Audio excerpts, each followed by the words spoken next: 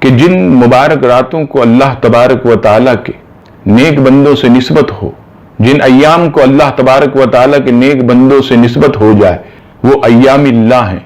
سورہ ابراہیم میں رب کریم ارشاد فرماتا ہے وَذَكِّرْهُمْ بِأَيَّامِ اللَّهِ، اور انہیں اللہ کے دن یاد دلاؤ۔ مفسرین فرماتے ہیں کہ اللہ کے دن کون سے؟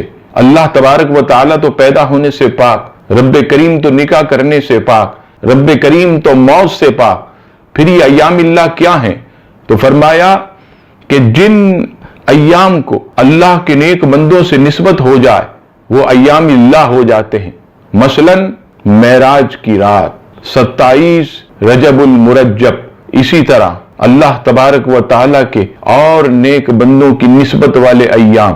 امام غزالی علیہ رحمہ کی احیاء العلوم پہلی جلد صفحہ نمبر 277 پر حضرت سیدنا انس بن مالک رضی اللہ تعالیٰ عنہ سے روایت، نبی پاک علیہ السلام نے ارشاد فرمایا کہ رجب کی 27ویں رات میں عبادت کرنے والوں کو 100 سال کی عبادت کا ثواب ملتا ہے۔